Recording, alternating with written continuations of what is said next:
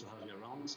And maybe Rwanda has championed the nature tourism and MICE industry as a subsector flagship of the economy. Given the adverse effect on COVID-19, in your opinion, what would be the resilience plan in ensuring that such initiatives remain sustainable amidst this pandemic? Madame Belize.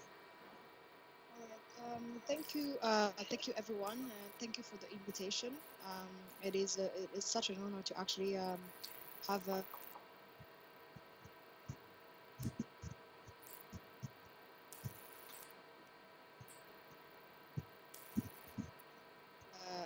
specifically in EAC area, and indeed I think we all are aware that tourism is a strategic sector for Rwanda in particular. And in 2019 we recorded the total tourism contribution to the GDP of 10% and 8% of Rwanda's off-farm employment. We also have tourism revenues and volume that had been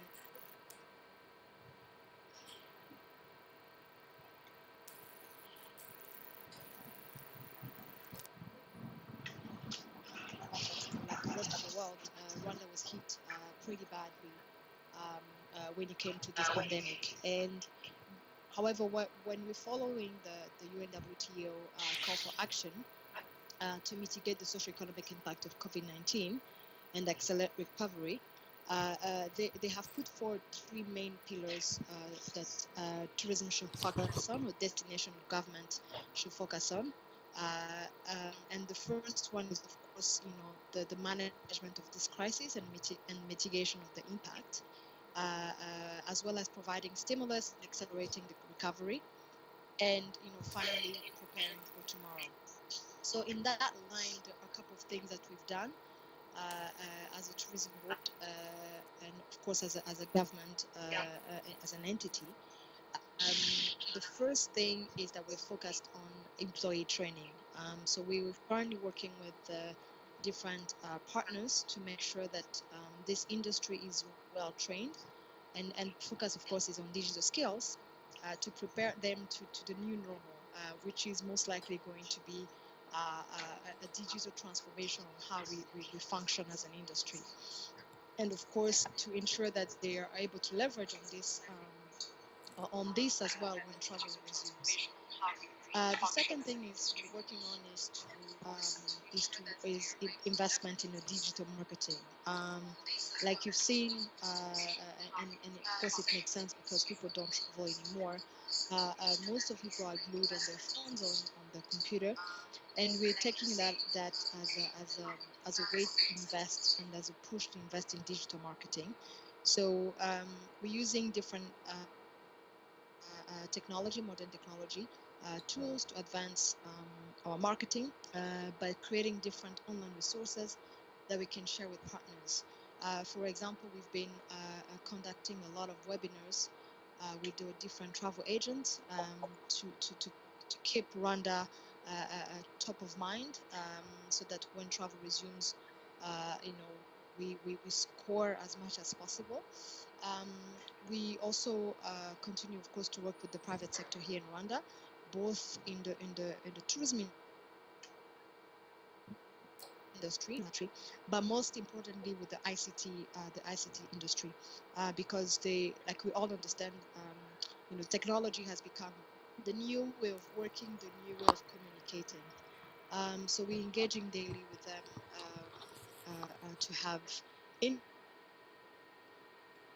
on this angle. In fact, this afternoon, I am going to be exposed to a different concept, different ideas from our young entrepreneurs in the ICT sector, and the idea is to listen to them and see if they can solve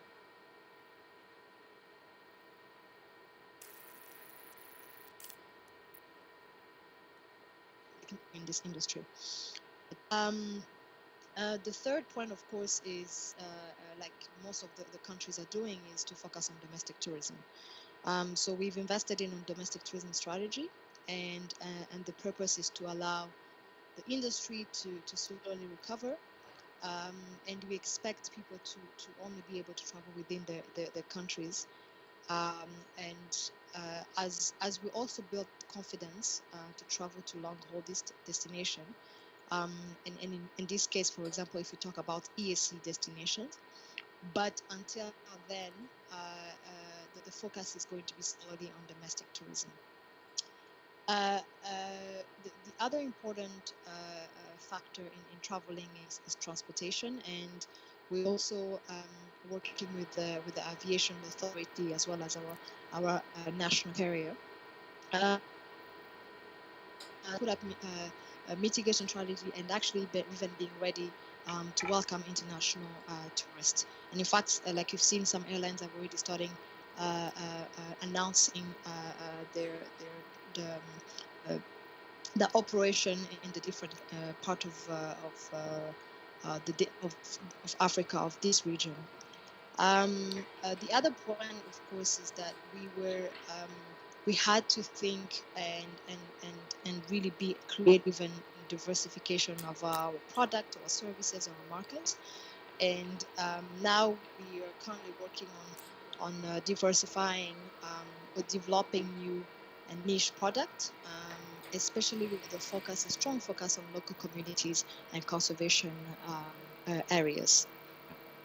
Last but not least, we are in strong collaboration and consultation with the Ministry of Health, and as well as consultation with partners in conservation, where we've actually put guidelines for the tourism and hospitality industry in order to ensure readiness of the sector for when tourism activities.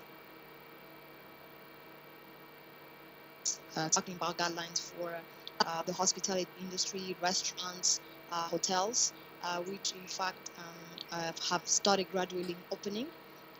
We also have worked on guidelines to reopen our national parks, and we're currently working on guidelines to reopen all other entertainment activities. So we're doing a lot, and as you can see, we're borrowing from UNWTO, we're borrowing from WTTC, and of course from the different destinations that we partner with. Thank you. Thank you, Ms. Belize.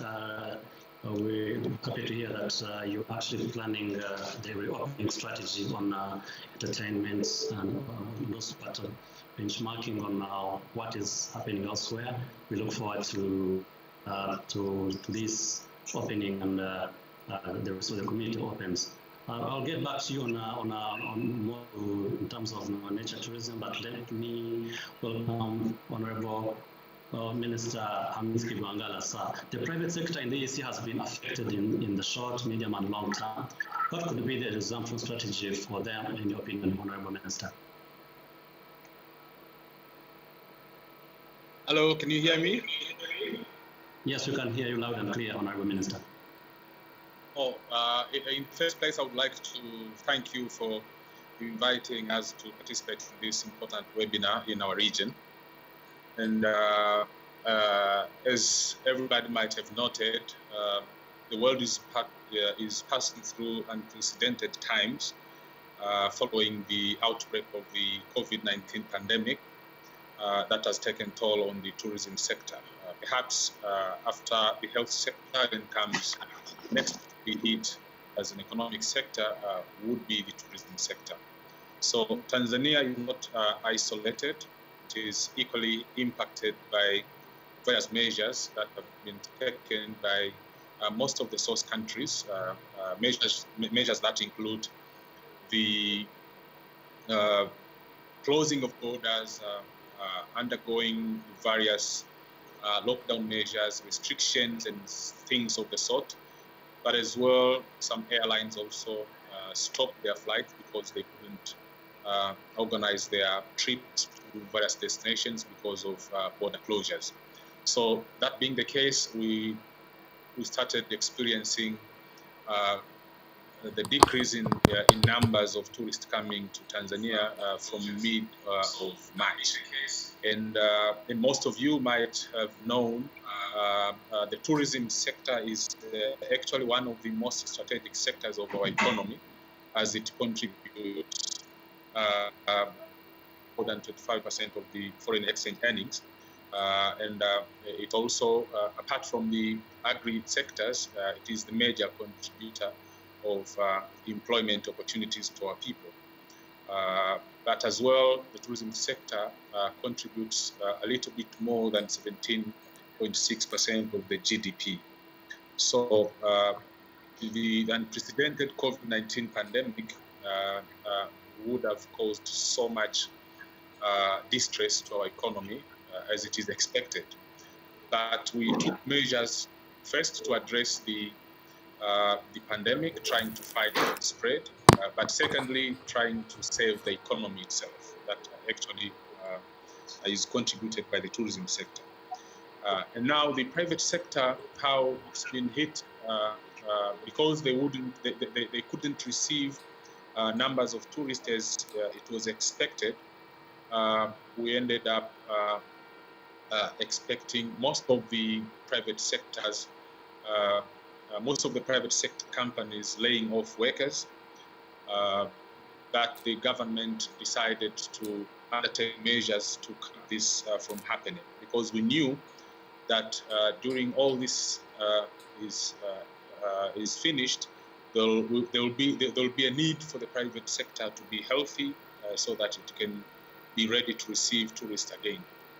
So before we could witness the private sector dying, collapsing, we decided to find means to serve it.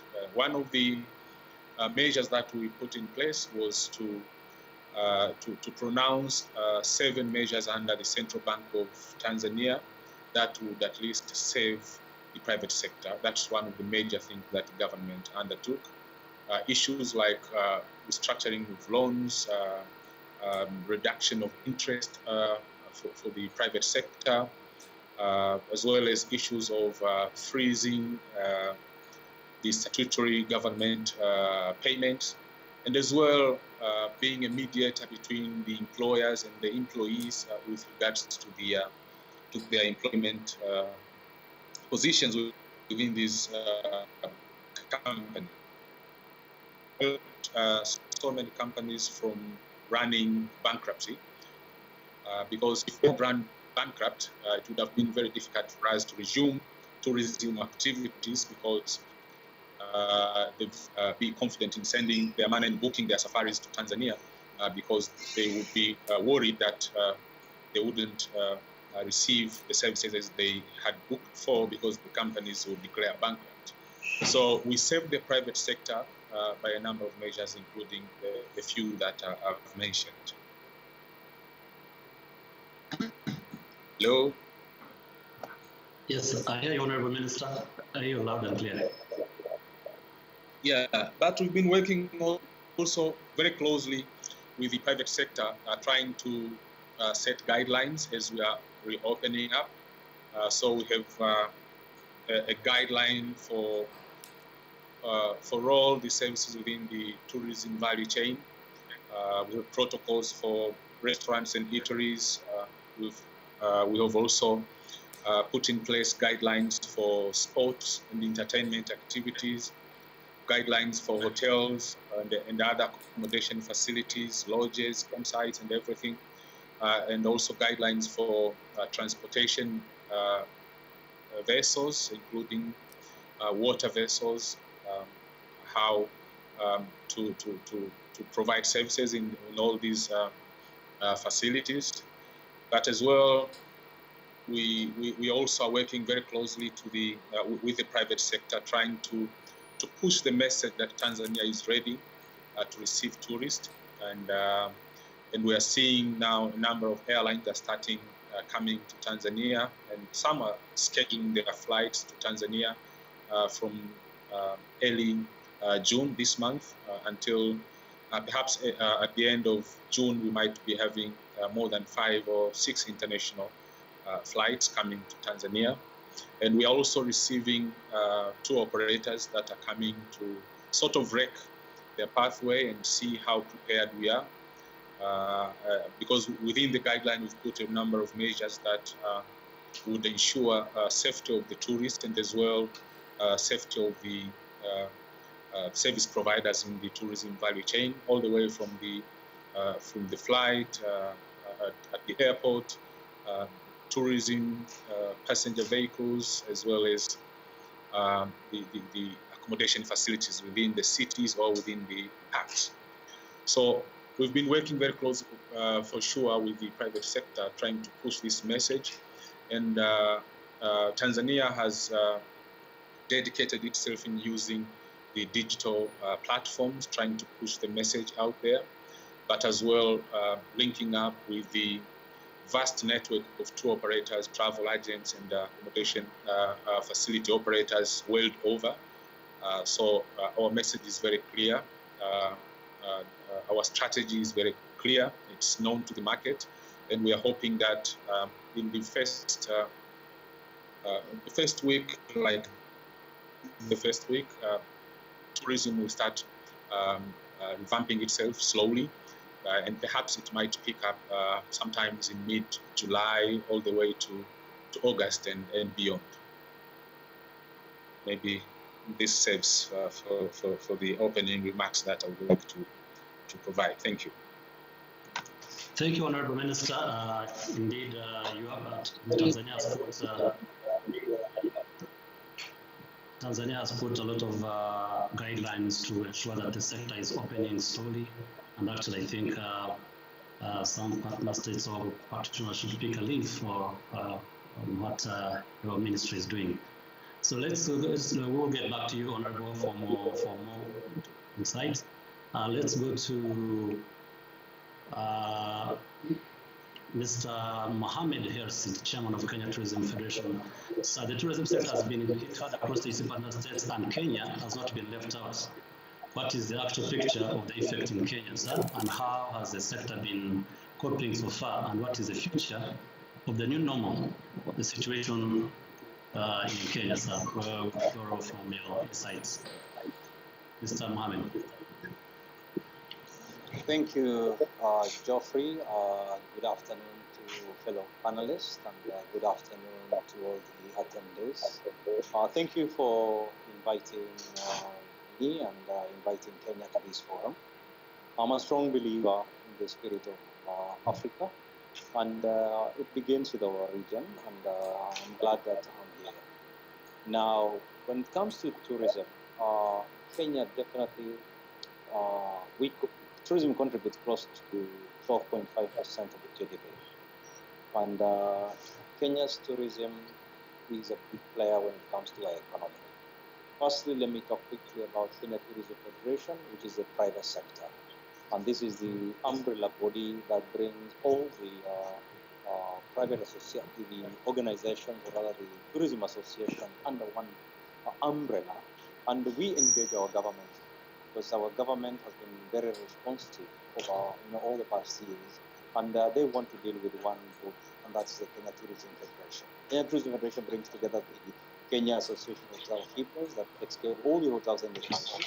Then we have the Kenya Association of Tour Operators, then we have the travel agents, then we have the air operators, then we have a new player, the pubs and restaurants, which basically take care of entertainment in this country. And then we have ecotourism, because sustainability is key in tourism and in any business that you do. So when COVID came calling, because we were looking to a great 2020, so like any other country around the region and globally, 2019 was quite a very good year, and we're looking forward to building on the blocks that will be built in 2018 and 2019. So everybody had a beautiful focus for 2020, and suddenly COVID happened. The rest, as they say, is history. Now, most important is it's not what has happened to you that really matters or what hurts you. It's how you deal with it. Now, if you decide not to deal with it in the right way, then you get hurt. But I'm happy that you brought us together in this forum today for us to compare notes. And personally, I'm a strong believer that we must all do well for the region to do well. and we must all move together so that we can go far. There's an African proverb that says, if you want to walk fast, then go alone. But if you want to reach far, walk together. And the fact that we are here together under the East African Business Council means a lot to us. Now, when it comes to COVID and how did it affect us? Obviously, this is a health challenge.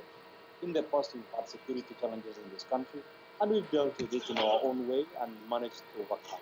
But this time around, it's a global thing. And when you look at health issue, this now goes to the safety and the well-being of that traveler. And when that happens, the first thing is that everybody feels safe to go back home. And that's exactly what happened. So today, all the airspace everywhere globally is closed, apart from very few places.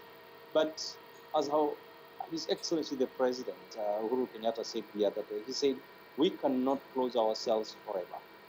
And WHO guidelines, WHO have also announced that this virus will be with us for a long time. So we might as well get used to it. But most importantly is that we need to start living with it to make sure that we put protocols and guidelines in place to protect ourselves and to protect the businesses that we run, and also to protect all the visitors who come to our country. So how did it affect us? Obviously, all the hotels became empty. And as we speak right now, over 95% of the hotels are all closed, simply because there's no airline coming into the country. And that's one of the first few steps that was taken by the government. And likewise, even in the region, and everybody else did that, because we did not understand the virus. And when you don't understand something, you start from the extreme and you start coming back slowly to reopen when you understand it, and you put protocols in place. Now, having said that, our government was very responsive when we met them. Hardly 10 days after the COVID, came home, and we were given straight away, I recall, $5 million to get us going, specifically when it comes to soft marketing, and then another $2 million to drive the issue of communication, still on the Kenya Tourism Board. But recently, that was last week, a more heavier approach was made, a more strong approach was made by the government, apart from reducing VAT from 6 to 14%, and many other measures, including, banks to restructure the loan that are owed by the tourism player, because that's very important, because businesses are living under a lot of stress. But the key element that was made by our government was $56 million that's going to help us, specifically to hotels, $20 million, and then there was another $20 million, and this is very unique, and I hope the region also copies from that because of conservation, because our tourism is mainly based on wildlife, and we've realized that wildlife is exposed, conservation is coming under a lot of distress, because people who are working, taking care of these animals, are no longer employed. So what happens is that you start getting bushmeat trade coming in, then eventually they graduate into poaching, which is ivory, both elephants and rhinos. So for us to avoid that, we've allocated $20 million to take care of all the rangers for the next 1 year, so that our animals and wildlife can remain safe. We don't want a scenario when you reopen, you find that you actually have nothing left of your fauna and flora. Then we now started putting our minds into reopening. And one of the things that we've done is to start coming up with protocols, which is actually done right from the airlines, the airports, the hotels, the pubs and restaurants, so that we are ready when the world is also ready. We cannot wait until we are told, hey, the world will like come to you, is when you're trying to put your ducks in a row. It doesn't work like that. So, and I am happy also to see Tanzania, our neighbors, we work together very closely, that they are also putting a lot of measures in place, and we are able to attract people to this region. So moving forward, I think I'd like to say those few words as an introduction. So I just want to tell you, Geoffrey, and everybody, that Kenya is getting ready, and a lot of airlines also. In fact, we are the ones holding them, especially the Middle Eastern carriers who want to come back, and our own national carrier is also ready. All the measures are in place, and if we start opening, the first one, of course, Geoffrey, is the domestic tourism, and then we'll start slowly opening into the region, that is our neighbors. Because when you look also in Europe, they're also very careful. They're not opening their doors wide open for everybody at the same time. The last thing we want is an upsurge of this virus. Thank you very much, Jeff. Thank you so much, Mr. Mohammed. Indeed, the bit about the priorities that you're also looking at the communities, the rangers, the $20 million that take care of them. I think to me that is very important, and I think maybe we could. And domestic tourism will be at the forefront. Honestly, charity begins at home, and we need to diversify our markets in terms of our consumers of our service. Let's go direct to, thank you so much, Mohammed. I'll definitely get back to you as well. Let's get to Honorable Christophe Bazivamo, the Deputy Secretary General of Productive and Social Service East African Community. Honorable, due to flight ban as well as international and regional travel restrictions, airlines' revenues have drastically been affected and temporarily stopped operations. What is the EAC doing to ensure that the region will remain an attractive tourism destination post-COVID-19 pandemic? Honorable Christophe Bazivamo. Thank you, Jeffrey. Let me begin by, first of all, greeting Honorable Minister Kigwangala from Tanzania, Ms. Belize from Rwanda, and Mr. Hersi Ahmed from Kenya. And good afternoon to all of our participants. I want to say and concur with my predecessor that tourism is one of the most significant sector in our East African community economy. As he has rightly said, actually enough to see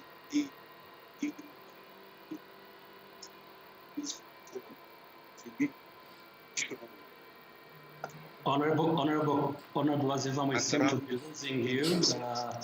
Okay. And we see also for almost 20% of our country, we can hear you, but it's cutting a bit. There's a lot of cuts in the network. Probably if you can stabilize, get a stable network. Oh, let me say, but we cannot hear you now. 20% about 20%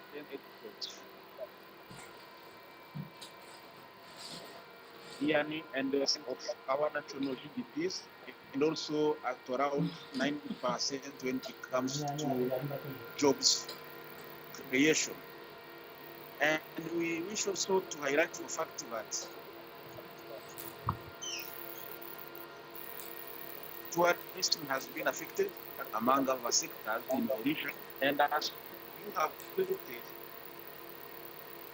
due to many measures taken in partner states, especially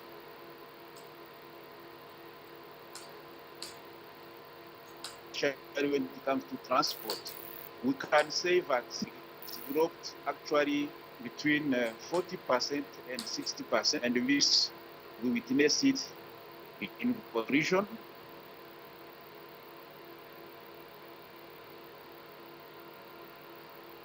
And it was important to take measures. Let's say that there are global measures which are and which also impact on what, including having at West African community level regional coordination committee on COVID, which has developed a regional response plan to help mobilization of funds in addressing the pandemic impacts.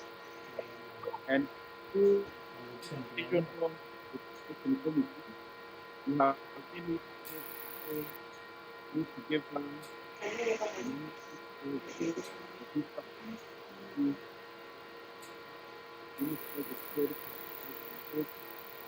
Honorable Bazivamo, we seem to be losing you again on your network.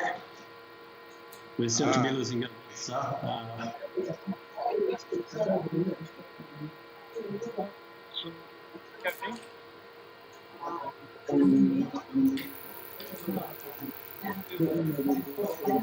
We can hear you, and I request someone that has opened the mic, please kindly mute if you're not contributing, so that we can listen to Honorable Bazivamo make his submissions. Kindly mute. I request the EABC team to mute people's microphone unless someone is talking. Thank you so much. Honorable Bazivamo, please go ahead. Let me speak very quickly.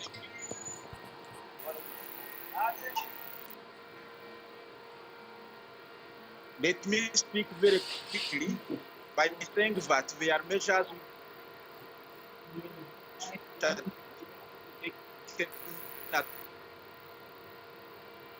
including having our ministers in charge of ministers in charge of transport and trade together to find actually kind of regional decisions, regional commitment and engagement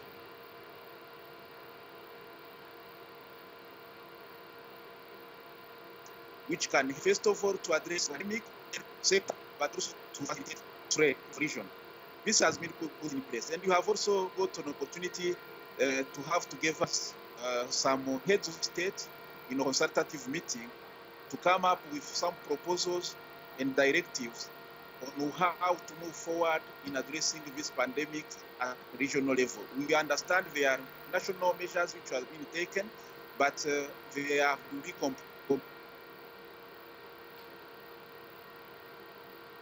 completed by regional measures. If just to stop the pandemic or to get the pandemic are not effective, the tourist sector will not move forward. And it is the reason why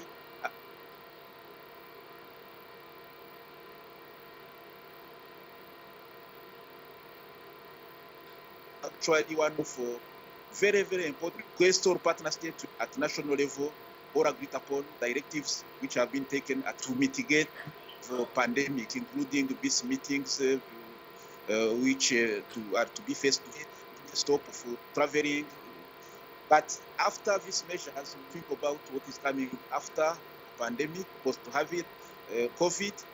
We of course understand that it will take long, but we say it is always important as the first measures to ensure enforcement of mitigating measures to stop the pandemic.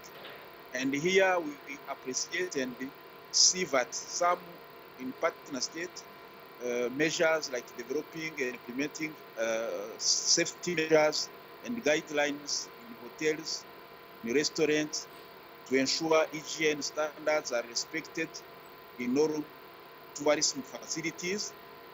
We insist also on the fact that at the airport, and we have mobilized funds for that, to train airport staff. This is ongoing, and we request, of course, partner states to ensure these trainings are well concluded.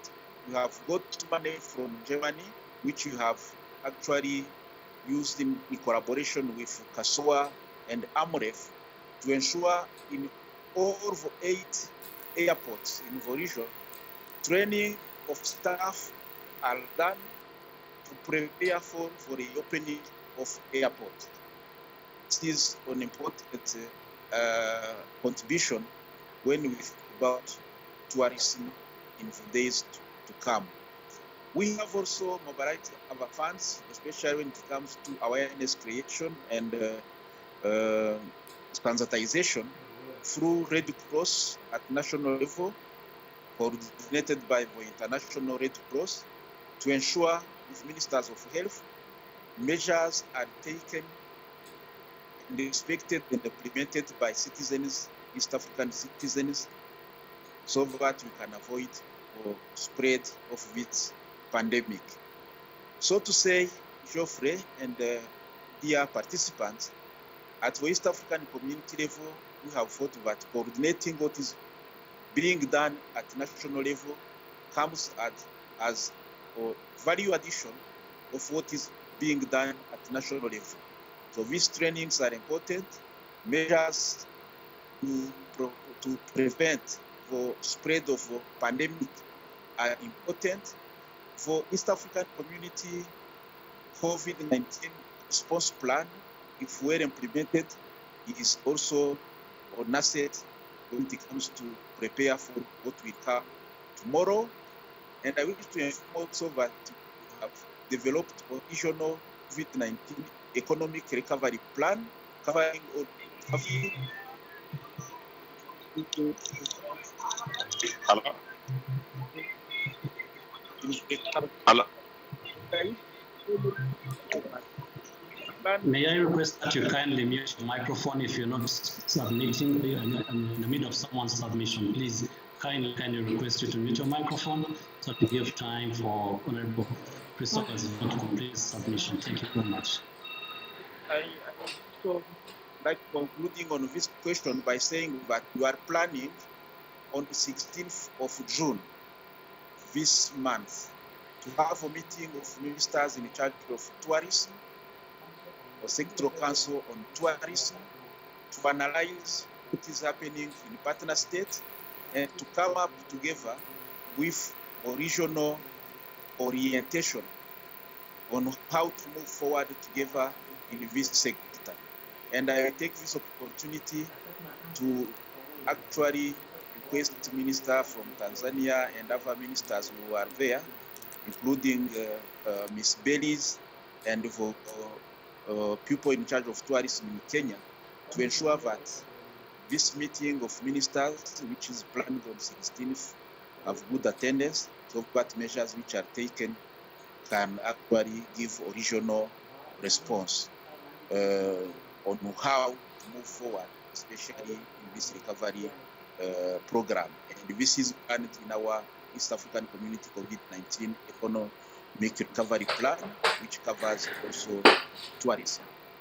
Globally, what I wanted to say is that the tourism sector is a key sector, one of the most important sectors in East Africa, where we focus and we really think about it in the recovery plan. We have thought about it in the response plan to East African community level, and you appreciate and thank ministers of East African Community Affairs, ministers of health, transport, trade, who have met in March, in April, and recently in May to come up with some guidance at regional level to ensure we are moving together in this fight against COVID-19, but also to plan together for the post-pandemic, which we know will last long.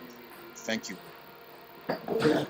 Thank you, Honorable Azivamo. Indeed, the regional response plan, we look forward to it, and the coordinated mobilization of resources to ensure that COVID is fought at a regional level, is commendable, and we thank you for the fact that you're training airport staff. It's quite a remarkable contribution to fighting this pandemic as to trying to recover. And because as we stood together, are we looking at, do you think the open skies could be a possible solution, one of the possible solutions, as one of the ways we can try to recover and also promote domestic, if I say domestic, I mean region, EAC tourism. What's your take, Honorable Kwazivamo, on EAC opening the skies to facilitate tourism flow?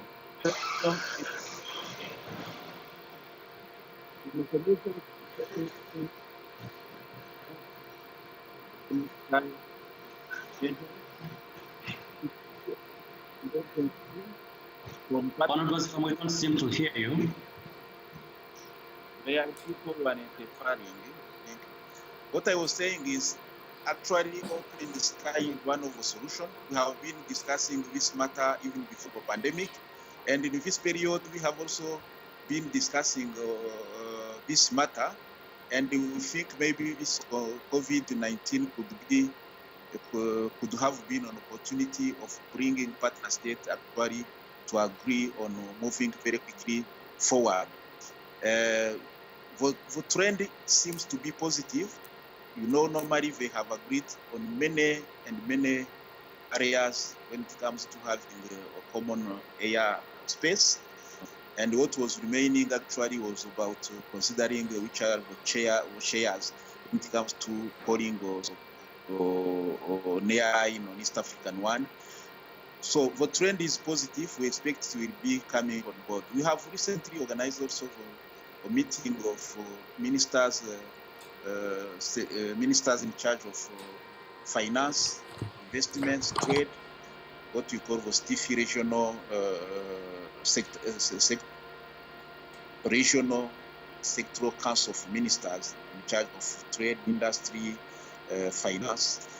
And the trend also is to see which kind of stimulus package to be given to support the tourism sector and to help investment in the sector and to support tourism jobs. When you have these ministers agreeing, which is positive, it helps also to push ministers in charge of transport to finally agree on this open sky. And we expect it will be done. And we think it will be one of the contribution actually to help this sector to move forward better. When we speak about the East African community to be seen as a single tourism destination, it is important to understand that one air space when we have an open sky, this will be also helping implementation of this East African community to be seen as a single tourism destination. And the ministers have been discussing actually a protocol on tourism which include this element, have been discussing East African community marketing strategy, which also includes this thing. This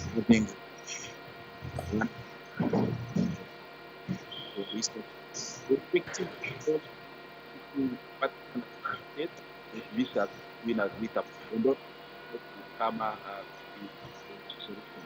To conclude, I wish the issue of developing skills and outreach programs for medium and small enterprises has also been in for eye of discussions of ministers in charge of finance, and this also will be complementing actually this kind of thinking. So to say, the answer is yes, and then to complete by saying that the East African community is pushing this to happen, and we see a kind of light that it will be possible.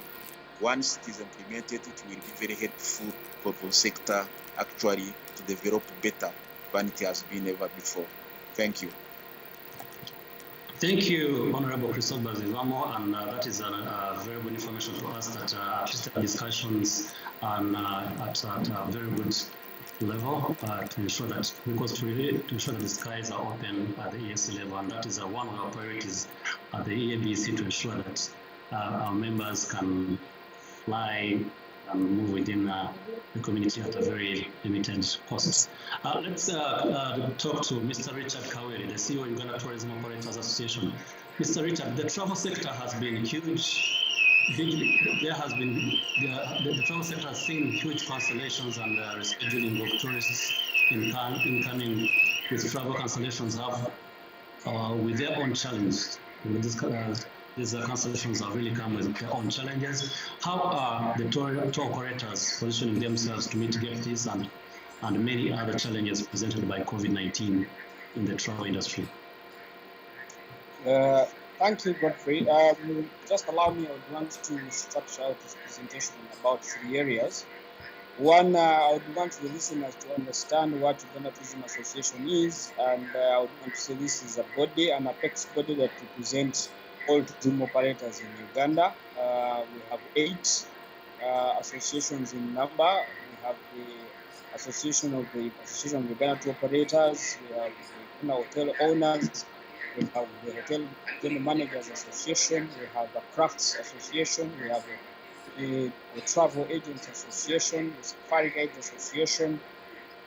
So basically we are 8 number, the women in trade, in tourism trade, we have a total of 8 associations that we represent at that level.